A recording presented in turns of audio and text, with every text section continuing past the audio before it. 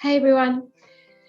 I made a video regarding the dawn of singularity, and I have been very interested in exactly what the future holds for us, and more precisely, how we're going to deal with it.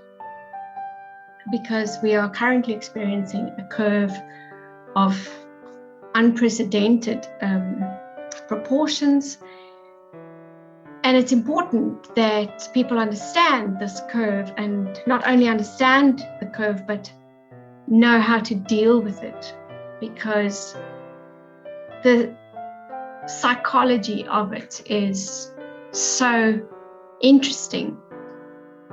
So let me not further bore you, and just let's get into it.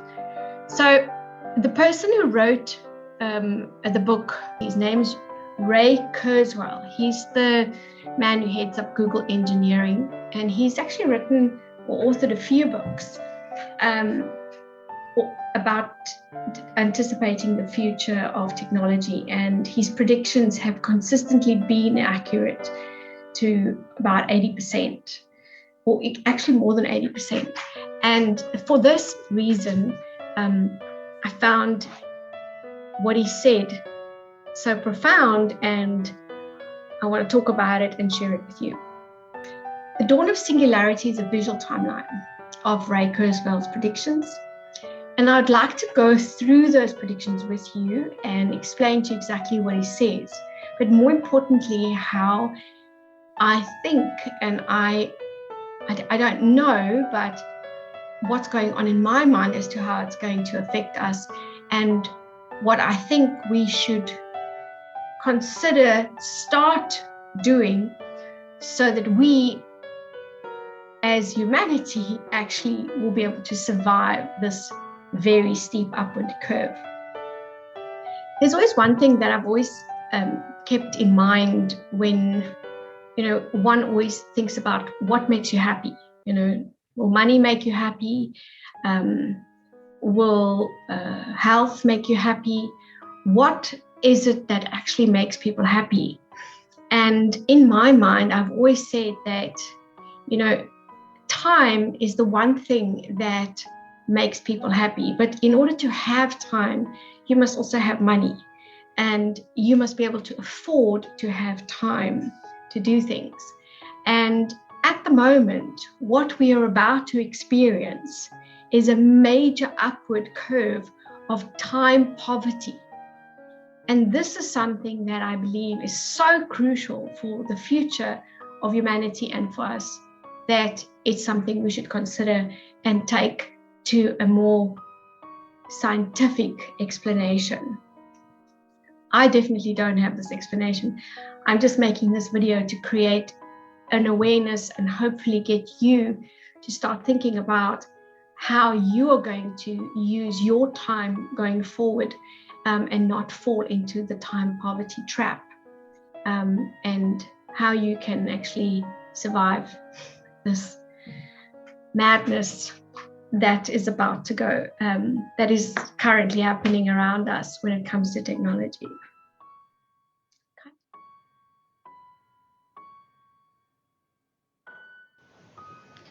Here with extracts from The Singularity is Near.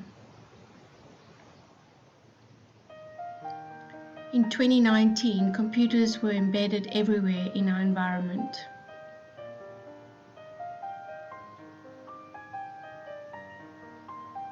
Three-dimensional nanotube lattices are the dominant computing substrate. Total power of all computers is comparable to total brain power of the human race.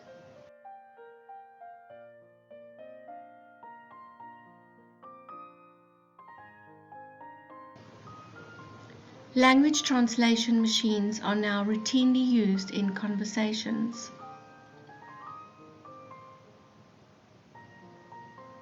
The digital world makes paper books and documents almost completely obsolete. Creative AI is now capable of making complex art and music. autonomous vehicles now dominate our roads.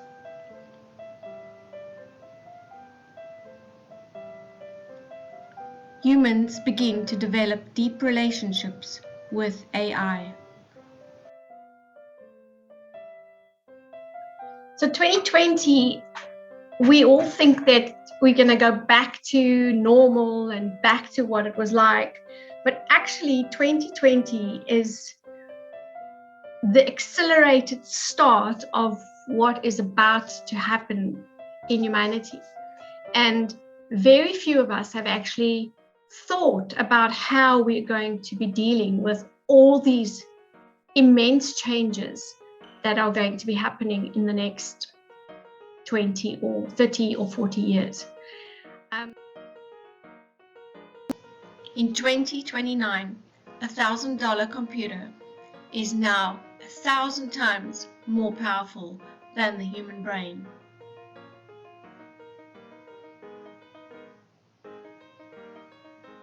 Advanced brain mapping leads to hundreds of distinct subregions in the brain being identified.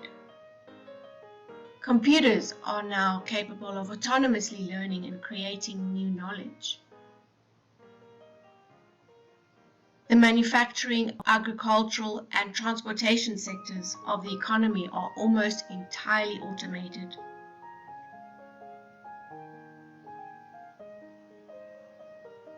Virtual reality eyeglasses and headphones are replaced with computer implants. Artificial intelligences claim to be conscious and openly petition for recognition of this fact. 2030s. Brain nanobots are now capable of eliciting emotional responses from users. Nanomachines are directly inserted into the brain to control incoming and outgoing signals. Mind uploading becomes successful and perfected as humans become software-based.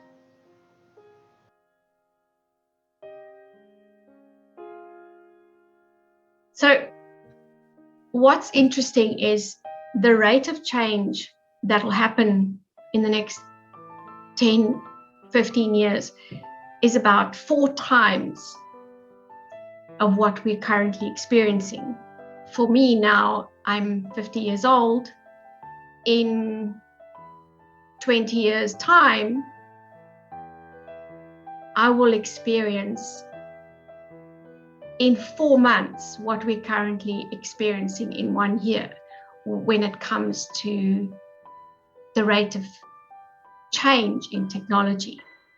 But at the same time, for my son, if he turns 60 or 70, he's currently 10 years old, he will experience this technological change within the same technological change every 10 to 15 days, if not faster.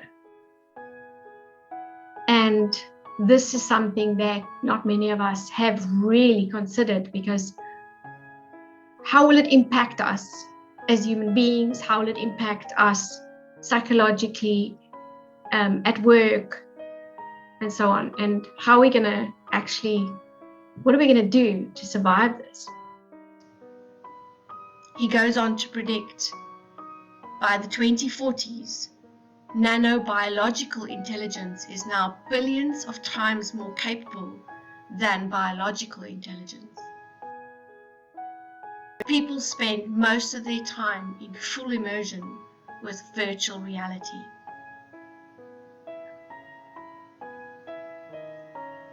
By 2045, $1,000 now buys a computer 1 billion times more intelligent than every human being combined. Artificial intelligence surpasses human beings as the smartest and most capable life forms on the planet. By 2049, artificial food is commonly assembled by nanomachines. And the distinction between virtual reality and real reality becomes confounded due to foglets. By 2099, some humans at least as old as the baby boomers are still alive and well. natural human thinking now possesses no advantage over computer minds. Machines have attained equal legal status with humans.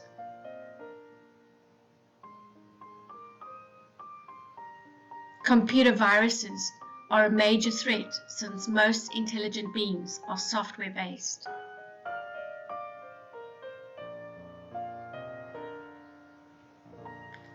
Artificial intelligences create super powerful planet-sized computers throughout the universe.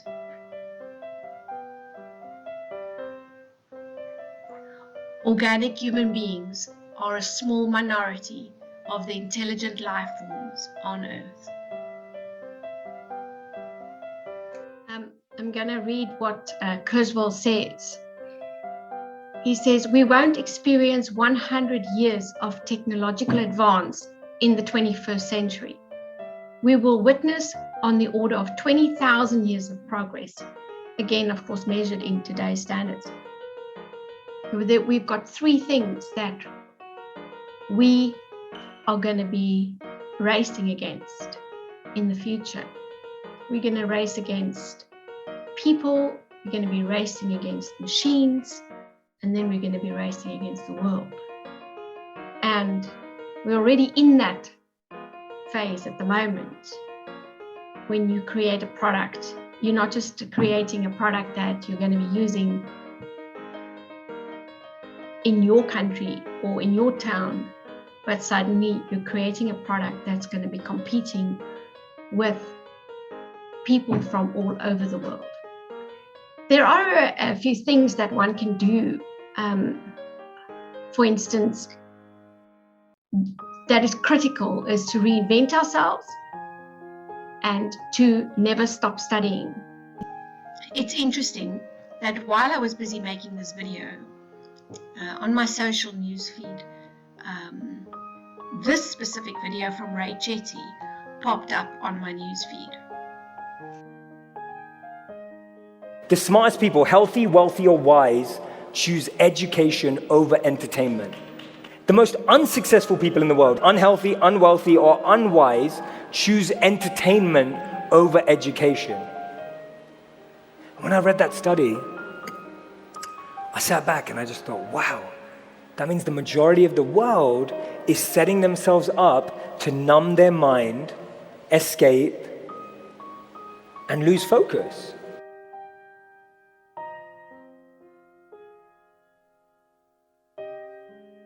I've always said to my son, specifically when he would say to me, Mommy, I'm bored, I would say to him, you must understand that people that are bored are actually boring. And I don't want you to ever be bored, because I don't want you to be a boring person. But that's not really the only message I want him to have.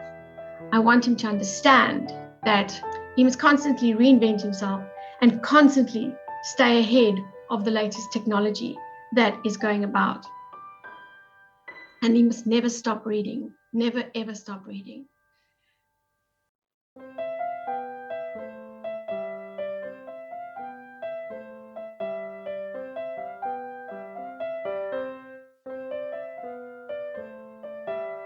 Anyway, so I hope that this presentation was interesting for you, and I hope it has sparked a few ideas for you as a parent or even as a student. What is it that you're going to be doing to either help your children in the future, or what are you going to be doing to help yourself in the future to survive this incredibly sharp curve that we are going to be experiencing.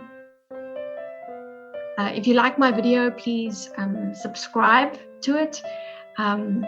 please ring the notification bell, and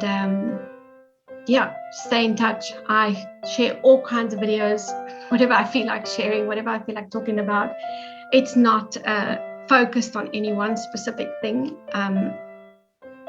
because I have so many interests on so many different levels that I like making videos, and I just love life in general.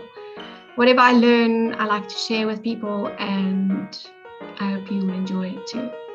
All right, take care, have a good one, and don't stop learning. Cheers.